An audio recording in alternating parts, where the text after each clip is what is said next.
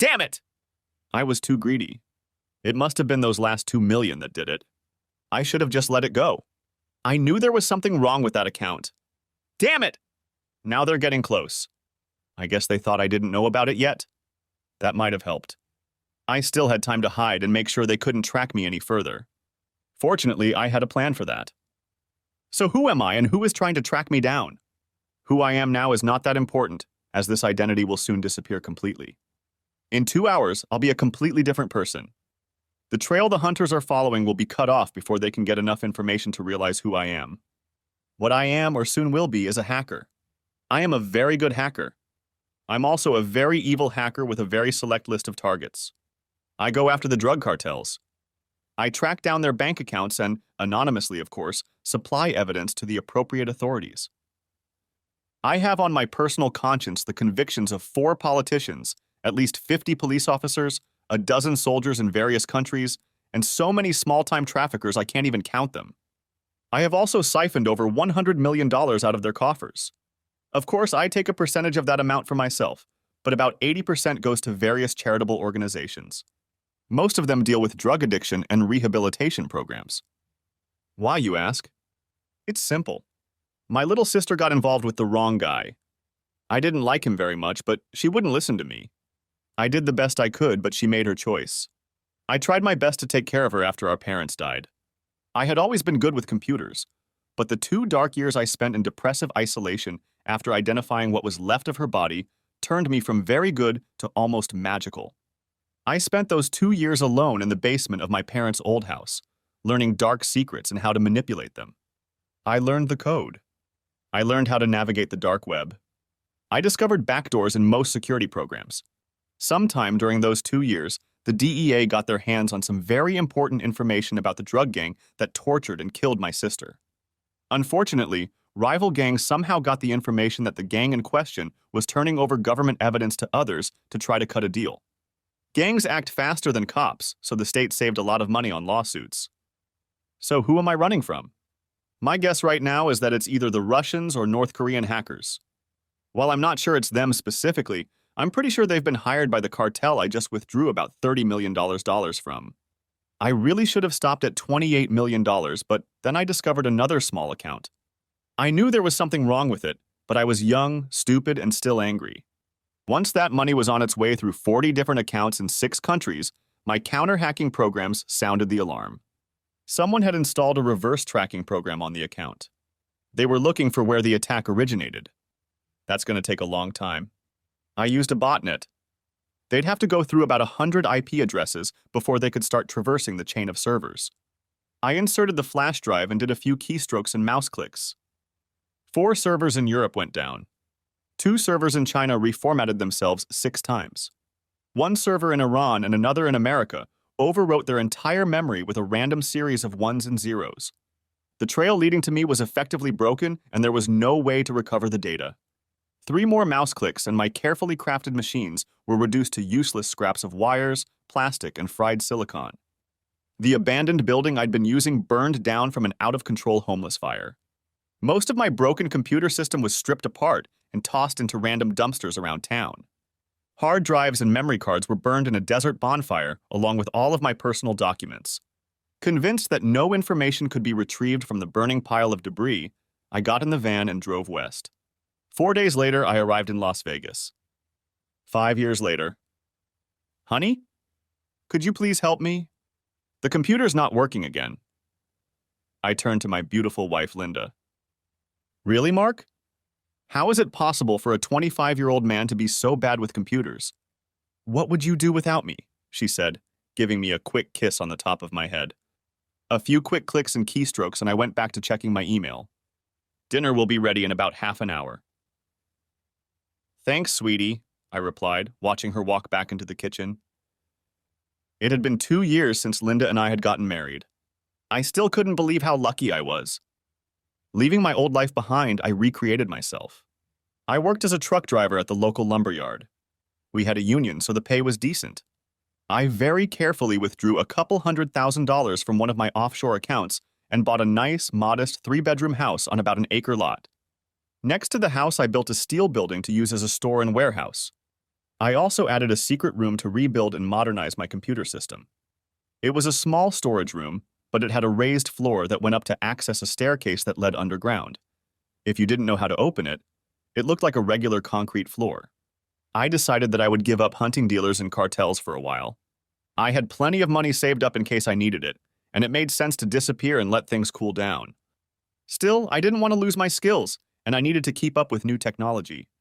The store was dedicated to my hobby of assembling old muscle cars. My wife had absolutely no interest in it, so she never came into my store. It also gave me time and privacy to go online and play a little, and she never suspected a thing.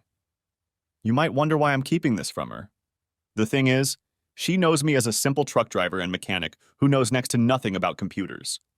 Of course, when I met her and we started dating, I couldn't just go around introducing myself as a hacker nicknamed Ghost in the computer underground. For one thing, the feds were looking for me. I had committed several cybercrimes, and they also wanted to lock me in a room and use my skills for their own purposes. Second, they had some very bad criminal organizations on their target list, and if they caught me, my end would be very ugly and extremely painful. How long would our relationship have lasted after that? Do you even have to ask? After the wedding, we had a couple more questions. First, it was for her own safety. If she didn't know, they couldn't use her to get information. Second, it ensured that she wouldn't accidentally miss any information. Nah, it was better that she only knew the man she married. Okay, a little bit about my wife. First of all, she is the most beautiful woman on the planet, to me. I always read in these stories that every woman is always the most beautiful woman on the planet, and wonder how there can be more than one. I'm not going to lie to you. To you, she may only be above average, but to me, she is a goddess. Different looks and different strokes. 5 feet 6 inches tall, wavy copper bronze hair down to the middle of her back, emerald green eyes. Legs long, slender, trim, and tanned. Her face has a thin nose, high cheekbones, dimples when she smiles, full butterfly lips, and a proud chin that doesn't stand out too much. How did we meet? I was working at the lumberyard one afternoon when she came in. She needed a couple of boards to put some shelves in her new apartment. I happened to be near the salesman as he was placing her order and volunteered to fetch the boards. While we were picking out the order, she mentioned that she wasn't very good with tools. Of course, I offered to come over after work and install the shelves for her. My price was that she would buy a beer and let me have dinner the next night. Dinner turned to dancing. Sorry, guys and gals. No wild sex here. The date ended with nothing more than a chaste kiss on the cheek. The thing is, I was actually terrified of girls. I should probably explain a little bit here.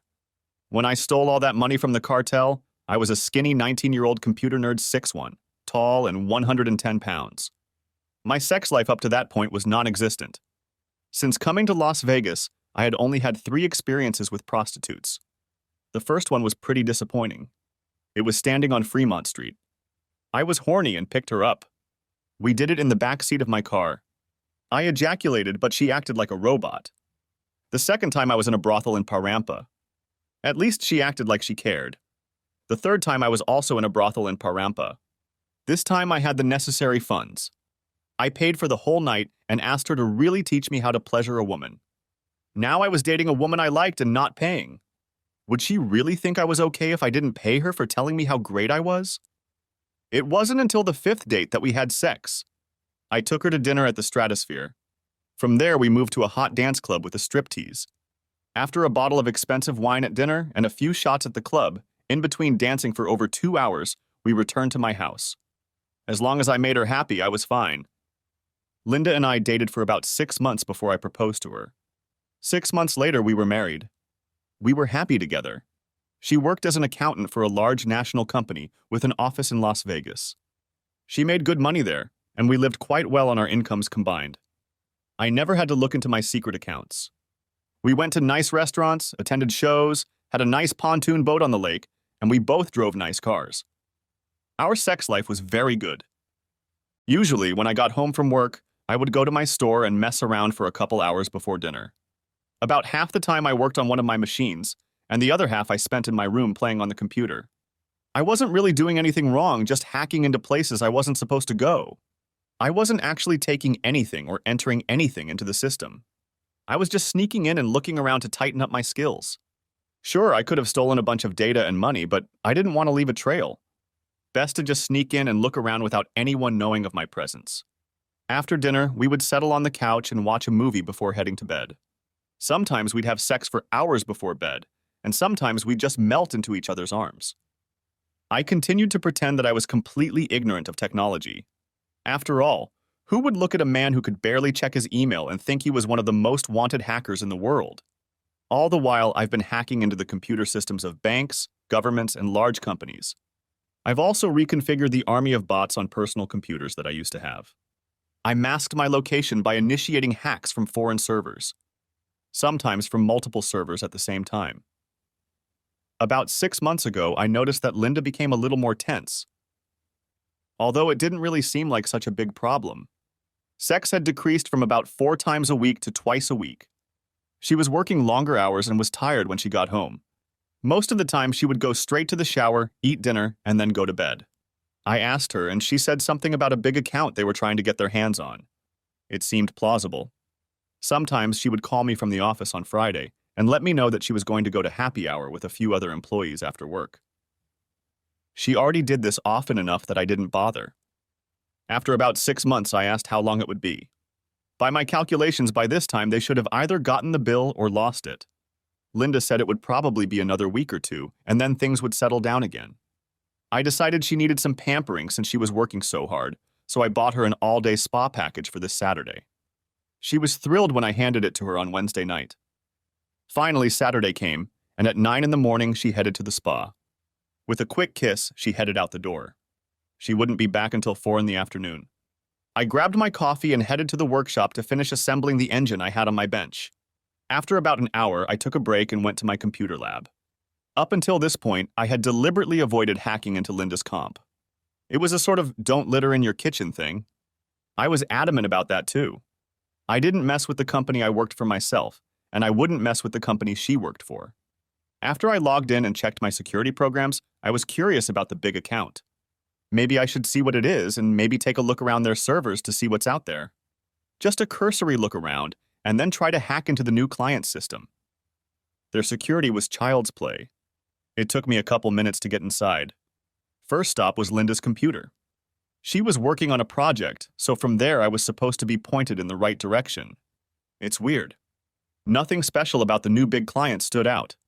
I checked a few keyword searches for proposal, new client, proposal, and a few others related to trying to get a new account. Nothing. I started going through her folders, and then I found a locked folder labeled Photos for James. What?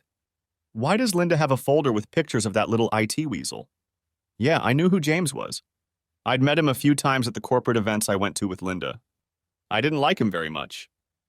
Even though Linda thought she was pretty good with computers, and compared to other people she still couldn't compare to me. I opened the folder in a matter of seconds and stepped inside. To say I was shocked was an understatement.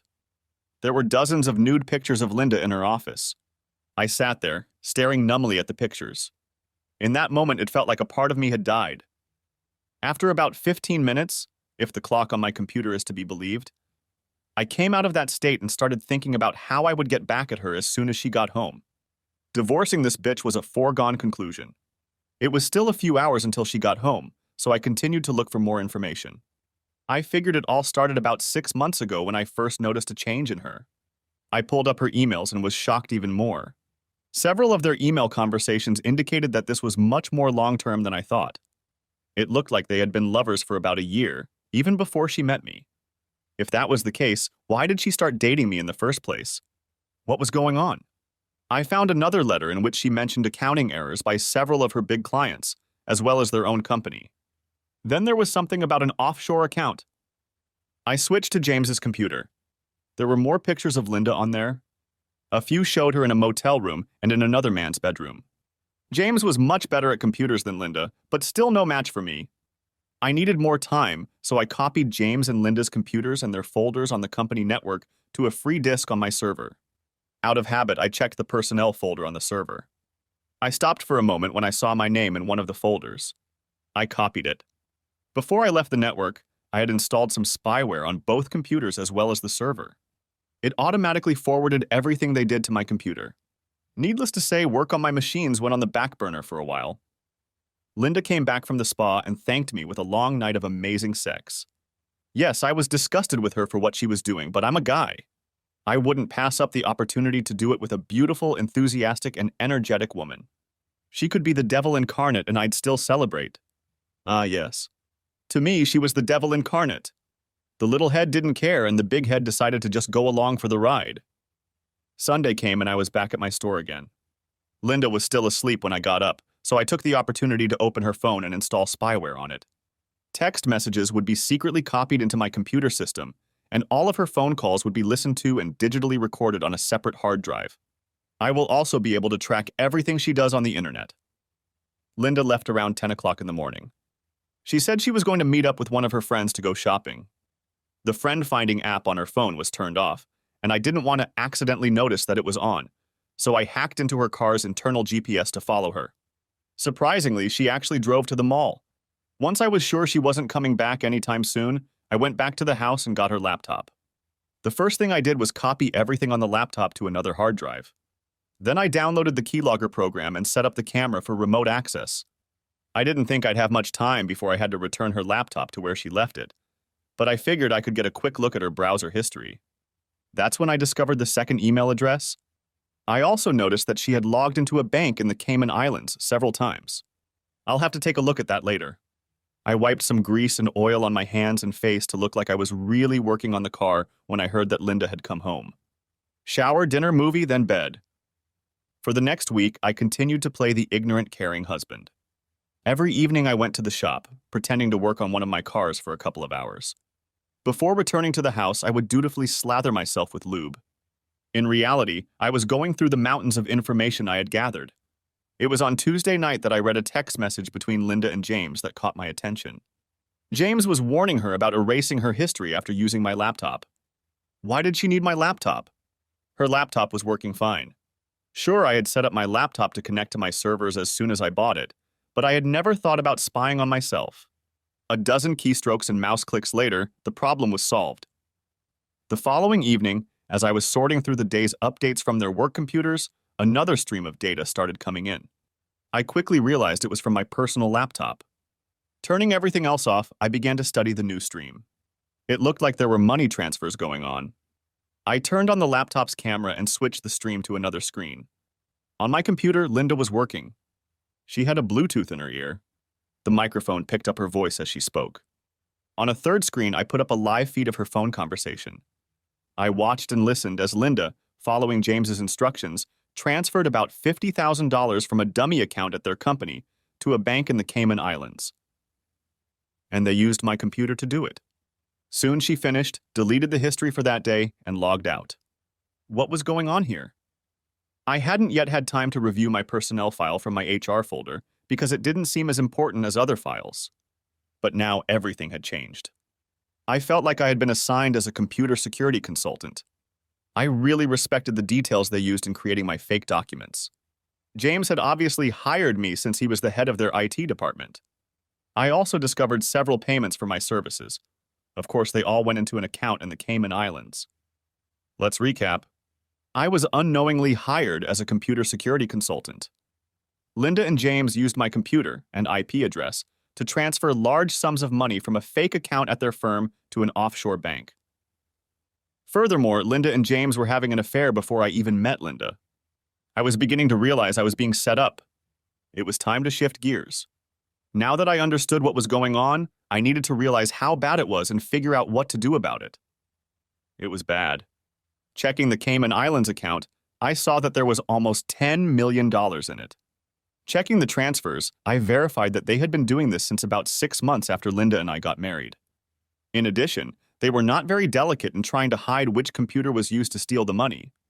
Worse, a deeper examination of the personnel file in my name revealed several red flags.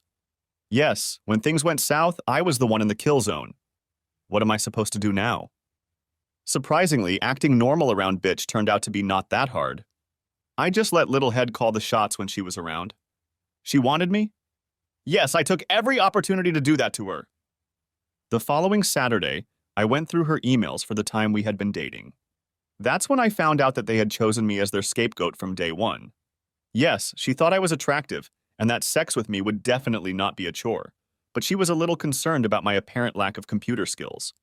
James decided that would be a bonus. The less I knew about working with computers, the less likely I was to reveal their plan. But they didn't. Now I needed a plan for revenge. I started setting things up. First of all, a couple new bank accounts were created. Then I activated the bot army I had created.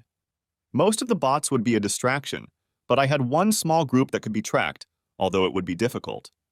Only a very good hacker would be able to trace their origins. I didn't want it to be too easy. Sure enough, I wiped the folder with the staff and my name from Linda's company's servers. I also hacked and changed all the file transfers that were made from my laptop to show a different IP address. To prevent this from happening again, I ran a very nasty virus on my laptop and then disconnected it from my secret servers. Later that evening, when I went to check my email, I discovered that the virus had attacked my laptop from the spam I had opened and virtually destroyed it. I failed to mention the look of concern on Linda's face when she saw what had happened. The next morning, I saw a text exchange between Linda and James. Apparently, they were almost finished with the scam. They needed to make 2 more transfers to bring the amount up to $10 million and then trap me. The plan was to suddenly discover the theft. Of course, since Linda was the one who was supposed to discover it, she was the one who was supposed to lead the investigation. James, being the IT manager, was to lead the cyber part of the investigation. Unsurprisingly, it would have led straight to me. Linda, of course, filed divorce papers on me while I was in jail, then married James a year later. Both would have stated that they were in complete shock that I could have done something like that. Of course, there would be some suspicion as to Linda's possible involvement, but she would point to her investigation and discoveries and the fact that I must have kept my knowledge of computers from her. In addition, it should be obvious that she was victimized because I had specifically targeted her and used her to gain access to the company's computer systems. They both laughed, imagining me trying to answer questions about where the money went when I have no idea what the police are talking about. Linda also said she would get me a new laptop and that they could make the final transfers within the next 3 weeks. Now I knew how much jail time I was looking at. I went to my supervisor on Monday and told him I needed a week off for personal business. I had plenty of vacation time and he was a pretty cool guy, so that wasn't a problem. I scoured the internet to find the meanest, dirtiest, and most aggressive shark of divorce attorneys in town and made an appointment for the next day. They thought they had 3 weeks, but they would be lucky to make it 2 weeks. When I got home, I started up my computer and got to work. I logged onto James's home computer. If he was an IT expert, you'd think he'd have enough sense to turn it off and de-energize it when he wasn't using it. Nope. All he did was turn off the monitor. I controlled his computer through a server in Belarus. Not that it mattered, because the connection would have been erased anyway. His computer would have been the end of the trail for anyone who followed it. The cartel I went after 5 years ago had at least learned a thing or two about security. They changed their accounts and passwords, but they still use the same banks. Modernized passwords?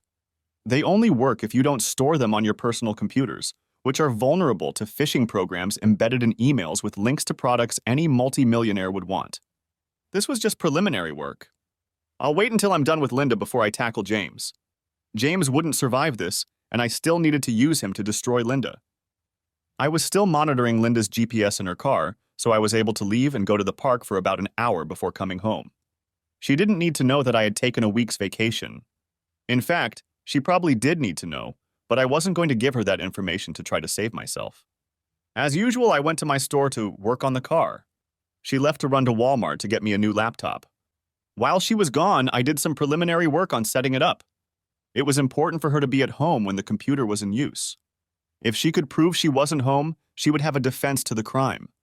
I couldn't let that happen. When I got home, she texted me that she had bought me a new laptop and told me it would take her about an hour to set it up for me. I thanked her and got to work. First, eliminate all ties to James. I hated her, but I still didn't want to see any real bodily harm done to her. James would likely be tortured and killed, and Linda would just go to prison for the next couple decades. Who knows? Maybe she'll enjoy being some bull lady's little bitch. Doesn't the saying go, gay is for staying? I used a separate server route to Linda's laptop. No roundabouts. Just a direct connection to her work computer and then to the company servers. $20 million was transferred from the company to 4 different accounts in her name. Next, travel plans were made. A one-way ticket was purchased for her for Thursday morning to the Cayman Islands. Before I stepped away from her computer, I deleted James from her contacts, erased all of her emails with him, and deleted all of her history from the account they originally used. Then I uninstalled all the spyware I had installed.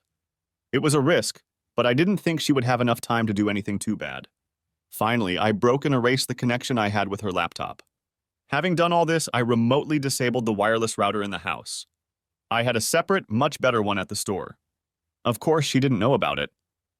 A message from the spy program I'd installed on her phone popped up on the screen. Apparently, she'd finished setting up my laptop when the internet went down. She was just about to use my computer for another data transfer when the connection went down. I laughed. While they discussed the problem, I transferred all the money they had already stolen into new accounts I had created in Linda's name. Once the account was empty, I closed it. The last thing I did was delete the spyware from Linda's phone. I didn't know who would be looking at it later, and I didn't want anyone to know she was being spied on. Then I turned everything off and went to dinner. Tomorrow was going to be interesting, to say the least. When I walked into the house, Linda was, to say the least, a little flustered. She told me that my new computer was set up and ready to go, but that the internet wasn't working. I won't be able to log on and check my email until it's fixed. She had no idea how insignificant this problem was to me. That evening, she was busy throughout the movie. I watched with the corner of my eye as she played on her phone. I could almost feel her frustration growing. When asked if there was a problem, she just brushed it off, saying she was having trouble with a client at work. I suspected that she was trying to access the account and had failed. She was also texting someone. I smiled as I went to bed. There was no sex that night. The next morning, I was up and out of the house before Linda even left for work. Mostly, I just hung around idly until my meeting with the lawyer. I wondered how Linda's day had gone. I was to find out in a couple hours. Finally, I was ushered into the lawyer's office. You know that TV show where the handsome lawyer in the very professional but extremely sexy suit walks into the courtroom and hands his opponent's ass on a silver platter? That was my lawyer. 5'6" tall, angelic face, curves that would make a race car lose control, legs for miles, and breasts that could start a war. Within 2 minutes of meeting her, I realized she would be a barracuda in the courtroom. You could almost hear the chorus of heart in the room. After making sure everything was confidential, I explained that my wife had cheated on me throughout our relationship. Next, I told her about the embezzlement and the setup. She asked me how I knew all this, and I gave her an incomplete answer. I didn't lie, but I didn't tell her the whole truth. Okay, I lied. I told her I used my wife's laptop because mine wasn't working. Then I saw a folder with a bunch of pornographic photos, and then I found her emails to her lover. The emails were about her cheating and their embezzlement. I just wanted out of the marriage before any of this came to light. She agreed to take the case and started preparing the paperwork. She said she could probably file them by the end of the week. I told her to wait a little while. I suddenly had an idea and didn't want to reveal it too soon. We ended the meeting and I went home, started the system, restarted the home Wi-Fi, and got to work. I left the spy program on at Linda's work. Apparently, shit was heating up. First thing in the morning, there was an emergency meeting. A $20 million dollar theft had been uncovered and an investigation was underway. By this time, I had managed to hack into James's phone. James traced the theft and discovered that it led straight to Linda. He also discovered that their account had been emptied and transferred to new accounts with $20 million received last night. The accusations were pouring in and there were no excuses. Suddenly, Linda received an email saying she was being summoned to a meeting with the CEO, CFO, and head of security. This should be interesting. The sound of several cars pulling into my driveway interrupted my fun. I turned off, made my way to the main part of the store, and locked the secret door. No need for anyone to be interested in this room. Yes, I put some lube on myself to make it look like I was working on my car. As I exited the store, I saw several police cars, as well as several large Chevy Suburbans. The cops were in their regular uniforms, but the people getting out of the big SUVs were wearing windbreakers with FBI written on the back. I wondered what this could be about. I barely glanced at the warrants and let them into the house. Of course, I offered any help I could since I had nothing to hide. Tour guide mode. Yes, this is my wife's computer. This one is mine, but it hasn't been used yet since we just got it yesterday, and the Wi-Fi wasn't working last night. By all means, take whatever you think you need. No, I have absolutely no idea what's going on. Sorry, I'm not very good with computers. Ask my wife and all our friends. I stopped realizing what was going on with Linda when I was taken to the police station and interrogated for several hours in the most rigorous manner possible. My story withstood all of that. After all, I was a simple truck driver with little or no knowledge of computers. No, I had no idea what my wife did for work. She was an accountant working with a few clients, but I didn't know who those clients were.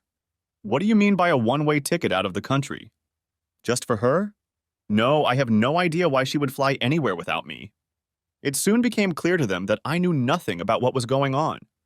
They searched my store thoroughly, but found no computer room. Eventually, they let me go home. Linda was arrested while I was being questioned. Poor James had to testify against her and also make sure that all the money was found and could be returned. He must have really felt cheated when he discovered that she had denied him access to the money, transferred it to her accounts, and then booked a one-way plane ticket and left the country, leaving him with nothing. Fortunately, I assumed I would be questioned. After all, I was her husband. It made sense that I could work with her on this. Of course, I was her only call. Being the dutiful husband that I am, I called and found her a lawyer. Yes, I made inquiries about every criminal defense attorney in town. Obviously, I needed to find the best attorney so I wouldn't accidentally screw up and hire one for her. No, I purposely hired one that was just below mediocre. I didn't hire the worst one because then I could appeal the poor defense in court. I wanted her to be convicted and serve the full sentence. The really cool thing is that this was a federal case. There is no parole or deferment for good behavior in federal prisons. If you're sentenced to 20 years in federal court, you spend all 20 years in federal prison, to this day. I attended her bail hearing and used the house as collateral. Since she was a flight risk, she had to wear a wrist monitor. As much as I hated her, I still managed to pretend to be a loving husband. Fortunately, she was too depressed and shocked by her situation to want sex. Her cell phone was confiscated for evidence, so I went down and bought her a new one. Yes, I took it to my store and installed my spyware on it before I gave it to her. Oddly enough, James blocked her number after she first texted him. He replied that he couldn't communicate with her because he was going to be called as a witness against her. Foolishly, she refused a plea bargain and insisted on a trial. She kept claiming that someone had set her up. In fact, she thought she would win because she didn't do what the evidence showed she did. She really didn't.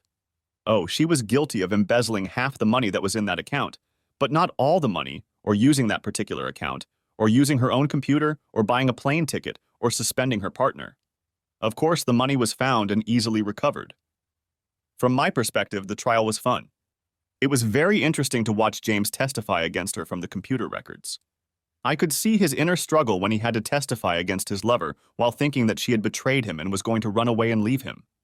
Linda, on the other hand, saw only that her soulmate was betraying her and sending her to prison. Throughout the 3 days of his testimony, I was overwhelmed with glee. I watched in silence as her love for him turned to hatred. On the witness stand, she did her best, speaking on her own behalf. Unfortunately for her, the evidence was too strong against her, and she was never able to come up with a plausible explanation. She would spend the next 20 years in federal prison. When the trial came to an end, it was time to take care of James. I had a very evil plan for him. He wasn't supposed to survive. Unfortunately, he would never know why it happened to him and that it was me. I couldn't take that risk. It was going to be fun. I asked the attorney to amend the divorce papers to reflect Linda's sentence and the fact that she would be in prison for the next 2 decades. A few days later, she was served with a summons. I opened several new accounts in Geneva, Switzerland, and the Cayman Islands with links to James. Using the dark web, I left several subtle trails, all leading to James's IP address. The ghost returned 5 years later. Of course, the hacker chat rooms picked him up. Now comes the hard part. I had to leave a trail, but it didn't have to be obvious. I had to make it so that they wouldn't believe it was an experienced hacker, and they wouldn't believe it was me. But they also had to believe that I had made a small enough mistake that they could follow the trail. I had to go through 10 servers in 6 different countries. Eventually, I launched an army of bots and launched an attack on the first bank. Eventually, I got inside, found the 2 accounts I was looking for, and transferred them to James's new accounts. I then stopped the attack on the bank, severed and erased the connection to James's computer, and then logged into the darknet to observe the reaction. So far, I wasn't expecting anything, but it was better to be reassured. The next morning, another attack on another bank. 4 more accounts were emptied. The account I'd opened for James now had $20 million in it. People started looking for me. They wouldn't find me, of course, but they would eventually find Ghost. Several hacker forums on the dark web went dark. There was a North Korean group that seemed to be on the trail. It appeared to be the same group that had tracked me down 5 years ago. Time to call it a day. I went back to the banks. Sure enough, the third bank I looked in had the very account I was looking for. I bypassed James's computer and transferred $20 million into another account in Switzerland that I had created myself. Then I wiped all the fingerprints off that transfer. I didn't care if the cartel got the money back. I reconnected to James's computer and launched another attack on the bank with an account that had a beacon embedded in it. This time it was only $2 million. The money didn't matter, only the beacon attached to it. I got away with it last time because I knew about the thefts and could see how the tracker worked. If I didn't know about the money transfers, the accounts I had, and didn't know about the tracker attached to the last account, I would have gotten caught. I wonder how James will try to explain all this to them. I'd like to see them ask him where the money is when he had no idea what money they were talking about. It was time to sever the connection to his computer and erase all my fingerprints. It's been a week. I had cleared out my computer room and turned it into storage space. I was finalizing the paperwork for an apartment I'd purchased in Montana through a Subchapter S corporation, so my name wouldn't appear on the books when the news reported a missing person. It turned out that James hadn't shown up for work in days and no one knew where he was. His car was found abandoned in the parking lot of a mall, but he himself was nowhere to be found. I wonder where he could be. Well, I had to get back to packing. James. No! No! No, God, no! I screamed as they started hitting my testicles again. I swear I don't know what you're talking about! Nonsense, Mr. Ghost. You were wrong this time. The tracking program the hackers hired led us right to your computer. We found all the data on your computer. We recovered the $2 million from your last hack, but we want to know where the other $20 million is, as well as the $30 million from 5 years ago. You tell us that and we'll kill you quickly. You keep lying to us and it will get worse. But I don't know, damn it! They grabbed me as I was about to get into my car at the mall. I felt the prick of a needle in my neck and then nothing. I woke up a few hours later on a private jet, securely buckled in my seat. That's when the questions started. I had no idea what they were talking about.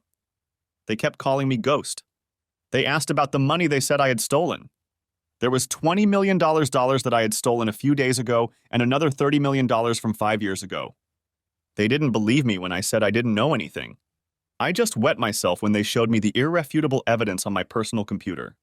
I could give them the answers they wanted and die quickly, or they would turn the rest of my much shorter life into sheer agony. I shit myself when I realized that the answers I could give them didn't exist. Right now I was hanging naked somewhere deep in the jungles of Colombia. I really wish I could give them answers. I really don't want to know what happens tomorrow, or the day after tomorrow, or the day after that. Mark. Moving day. James had been gone for a little over a month. His tortured body was found yesterday on the side of the road in Colombia. By the end of the day, Mark was supposed to be gone. I would assume my new identity after one more stop. I had already shipped everything I was taking with me. It was all going to a storage unit in Denver, paid for by wire transfer from an anonymous account. I'd pick it up by truck, paid for in cash. Linda was brought in and handcuffed to the table across from me. She didn't look so good. The orange color wasn't her color. No makeup. Her hair was a mess. She also had bags under her eyes. It looked like she hadn't quite gotten the hang of it yet. So, how are you holding up? I asked. Please, Mark. You have to help me. I didn't do what they said, she pleaded. Linda, I sighed. There's nothing I can do for you. Besides, we're getting a divorce. Please, Mark. I didn't do it, and I don't want a divorce. Just sign the papers, Linda. It's over. Please, Mark. Just talk to James. Try to ask him for help. He might be able to help me. I mean, we were friends once. Please, just ask him, she pleaded. You haven't heard of James? I asked. No. I kept waiting for him to come, but he never did. Well, he'll never come now. He was killed in Colombia. Her face turned white with shock. The authorities think he stole a lot of money from one of the drug cartels. No! He couldn't, she said. Probably not, but they seem to think they did. Now, Linda, you really should just sign the divorce papers and forget about it. But you leave me with nothing, she exclaimed. Sure. You don't need anything, and what are you going to do with everything you get? You're going to spend the next 20 years here, I explained. Please, Mark. You have to help me. I can't stay here. My cellmate is making me do something. I'm not gay. I need to get out of here. Please. It was time. Let me tell you a story, Linda. Perhaps it will help you. About 5 years ago, there was a very good hacker. He was called Ghost. The hacker got that nickname because he was so good at covering his tracks. It was literally like a ghost was invading a computer system. So Ghost decided to follow some drug cartels. It was actually a personal mission. Over $30 million was stolen from one of the cartels before the cartel hired other hackers to track down Ghost. Of course, Ghost noticed the tracking and shut down before he was discovered. Ghost disappeared and started a new life. Ghost ceased to exist and stopped tinkering with computers, except for minor hacking of systems to train and maintain technology. To everyone who knew him, he was pretty computer illiterate. Secretly, however, he was still as good as ever. Even his wife didn't know who he really was. Yes, he fell in love and got married. He truly loved his wife with all his heart. After being married for 3 years, he accidentally discovered that his wife did not love him. He discovered that she had been cheating on him throughout their relationship with her real boyfriend. And worse, he found out that his wife had only married him to set him and her boyfriend up to take the blame for the embezzlement they were engaged in. Her eyes were as big as dinner plates and her skin went completely white when I revealed her plan to her. Ghost decided he couldn't let that happen, so he devised a plan of revenge against the two men. First, he hacked into their computers, phones, and work network to get information. Then, he changed everything to remove his name from the scheme and blame all the evidence on his wife. He also made his wife's boyfriend believe she was cheating on him. The final nail for his wife was that he got her lover to testify against her and put her in jail for years, breaking their hearts and making them believe they had been betrayed by another. About the same way Ghost felt betrayed by his wife. You, she sighed. So, let's move on. Now that his wife was taken care of, it was time to deal with her lover. You see, the cartel was still looking for the Phantom. Why not get back at him and make the cartel believe they'd finally caught their prey? 2 birds, 1 stone, that sort of thing? Ghost used his wife's lover's computer, hacked into it, and stole a bunch more money from the cartel. Unfortunately for his wife's ex-boyfriend, Ghost was a little careless and made a small mistake. Ghost didn't completely erase the trail leading to the boyfriend's computer, and the cartel was able to trace the hack back to the boyfriend. Fortunately for Ghost, he was able to erase the trail leading to himself, and the guy's computer became the end of the trail. Authorities believe the guy was tortured for over a month before he finally left this world. Unfortunately for the guy, he just didn't have the information the cartel needed. None of this sounds real, implausible, and even more unprovable, but I thought a fictional story like this would help you get a handle on the situation. True, I believe you didn't do exactly what the evidence says you did, but no, you're not even close to innocent. Now just sign the papers. Just think how life would turn out if the wrong person happened to come across information that showed you were a prison snitch. I watched her face turn from white to red.